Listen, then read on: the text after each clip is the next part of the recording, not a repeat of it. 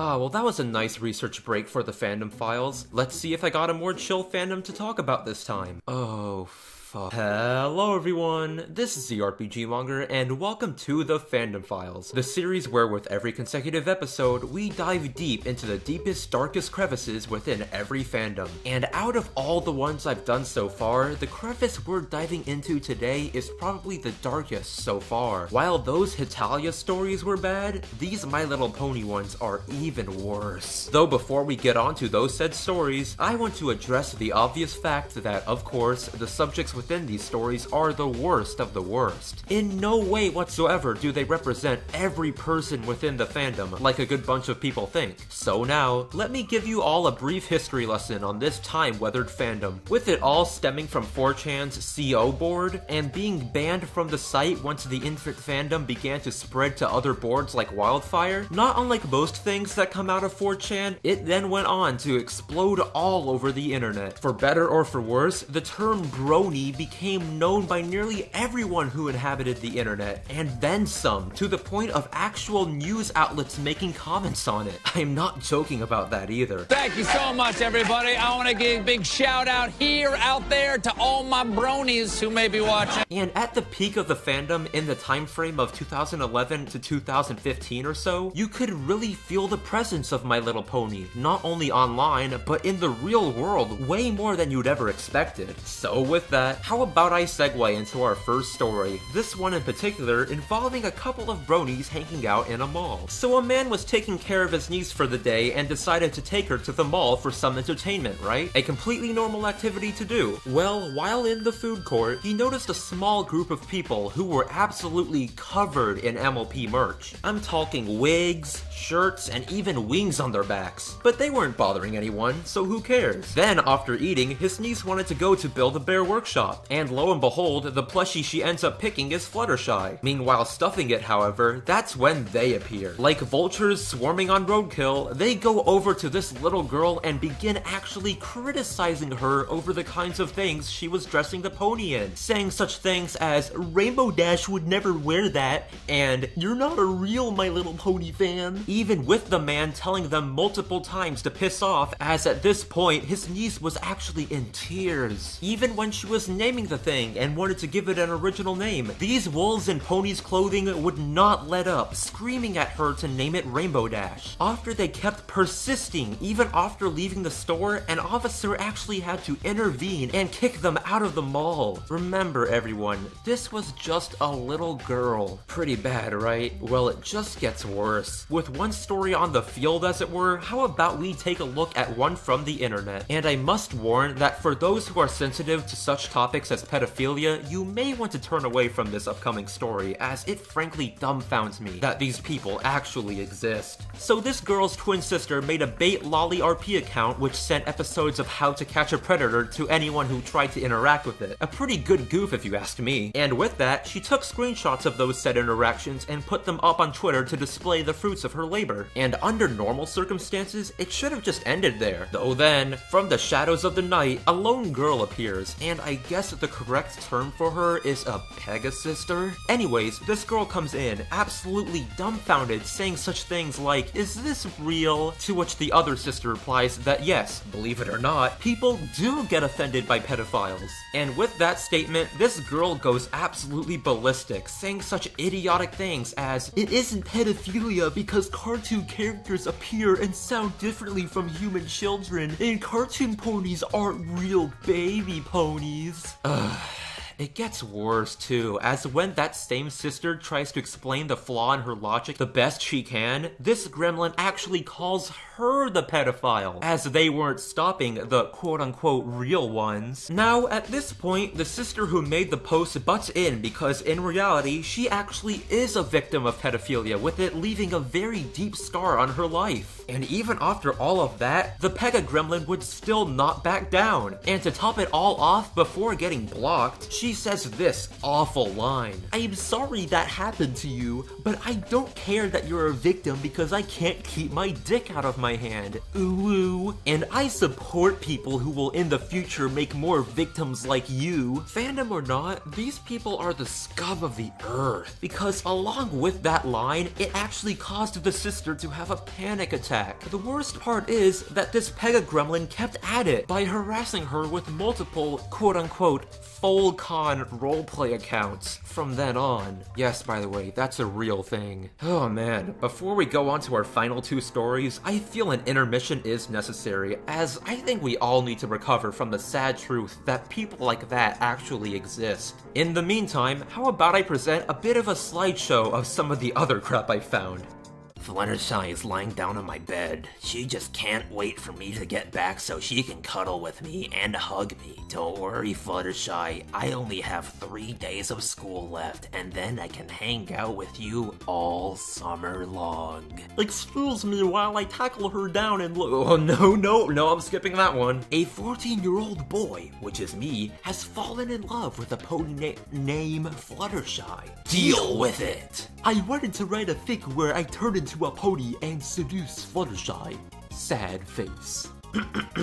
My pony self. This is what I would look like if I were in My Little Pony Friendship is Magic. It includes a fire mane and tail to represent my warm personality, my favorite fedora, bow ties, and my necklace. The cutie mark would be a cross with a headset to represent both Jesus Christ and PewDiePie. My favorite person on YouTube and my favorite person in history. Okay, I know this is getting a bit old, but just one more. So I hear that some people believe that being a brony is gay. People should know that not only are us bronies artistic, some bronies are in the military trained to kill. I mean, okay, that's not really that bad. Some of us, like me, also have very sharp katanas lying around. Oh man, come on, you almost had it there. You just had to leave that out. You know what, I'm feeling generous. You get a C+. Okay, I'm done. Alright, just one more. What I have to live with? Applejack trying to seduce me again? What's with ponies wanting to have sex with me? So with that, now it's time to move on to our final two stories. And yes, these are worse than the previous two. Well, it wouldn't be a fandom without an awful con story, right? So to start this one off, we have two cosplayers, one of Rarity and another of Applejack. With the both of them working hard on their costumes, they were very proud of them, with the Applejack faking a southern accent the whole day. Overall, it was a good experience for them. That is, until they met two guys we'll call Gargoyle and Goblin. While waiting in line for a panel, the two bronies saw them and immediately scrambled to them for a picture. And of course, they accepted. Though after the picture, they just kept talking and talking to the two cosplayers instead of leaving. At first, it was normal MLP stuff, which is fine. But then, things took a turn for the worse when the Gargoyle began talking to the Applejack more quietly and privately. The two cosplayers wouldn't leave as they would lose their place in the line for the panel, so like courteous people, they tried to suggest that the two scumbags go on their merry way. As at this point, the Gargoyle was actually talking about how he has fantasies about Rainbow Dash. You know, bestiality and all that fun stuff. By this point, the Applejack was extremely uncomfortable as the Gargoyle was actually trying to hit on her now. And when she abandoned the joke accent to demonstrate how serious she was, the idiot actually became angry, even calling her a tease under his breath as he backed off.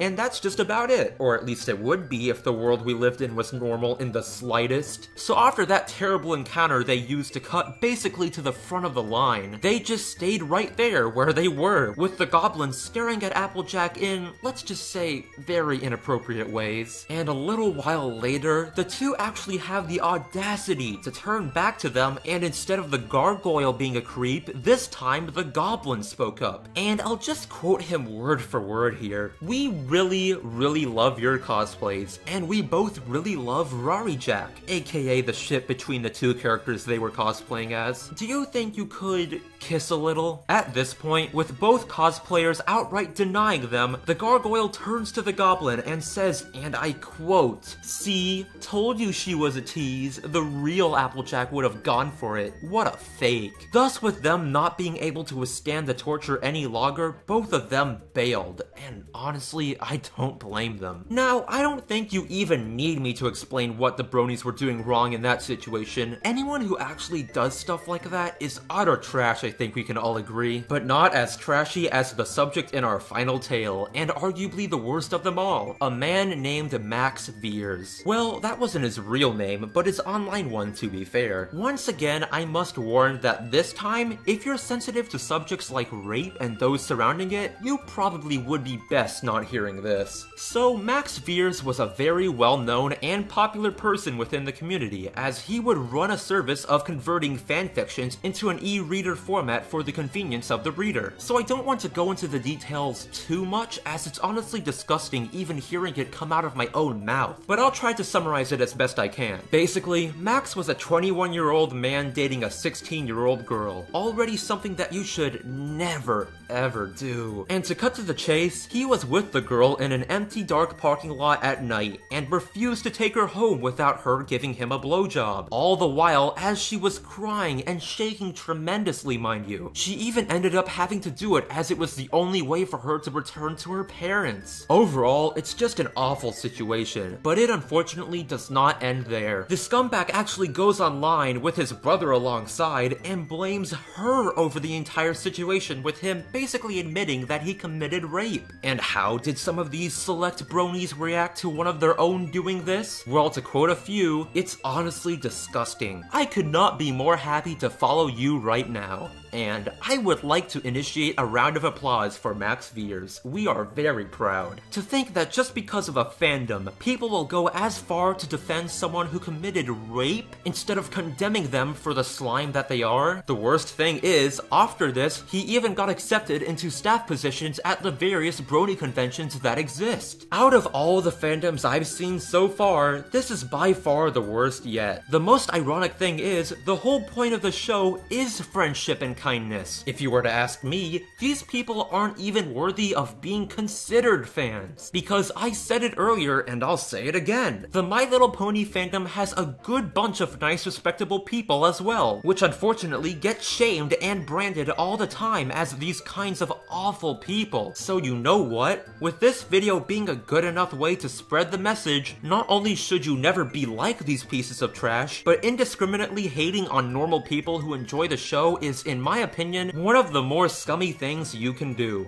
Well, that was truly something. I honestly don't know what was more harrowing, telling those stories or reading them for the first time in my research. And you know what? I'm gonna do things a bit differently this time. Instead of just giving me your worst stories from the MLP fandom, give me your worst stories from every fandom I've done so far. I'll feature a good bunch of them in the next fandom-related video I plan on making very soon, and in the meantime, here's my favorite from last episode. I was in my computer art class one time, and we had an assignment to create an animatic for a TV show we liked. The person sitting next to me was working on a Rick and Morty original story for his. After a couple days of everyone working on the project, he turns to me and asks if I wanted to voice Rick in his animatic. At that point, I had never even heard of the show and didn't know what Rick's voice was or what his character was. I said, I've never seen Rick and Morty, so I don't know what he sounds like. The guy actually got up and started rambling and yelling about how amazing the show is, and fairly loudly too. He got really up in my face and made me really uncomfortable. You know, I really do wonder if these people realize that their actions are in fact what end up making people hate the fandom in the first place. As always, do remember to vote for the next episode of the Fandom Files in the iCard poll in the top right corner of the video. And I have a little channel update, so don't leave just yet. As you've seen on other channels on YouTube, you may have noticed a similar trend of problems, so I'll spare you the details. All I ask is that for those who haven't, do click the bell next to the subscribe button, as it seems that the whole system of sending videos out to my subscribers, at least in terms of my channel, hasn't been doing its job too well as of late. If you enjoyed this video and want to see more like it, do subscribe, and today's cool thing of the day is Cuphead. Honestly, with the anticipation behind this game, for once, the hype actually delivered. Out of all the games to come out this year, it's for sure one of my favorites without a doubt. Though looking at the direction that its fandom is going,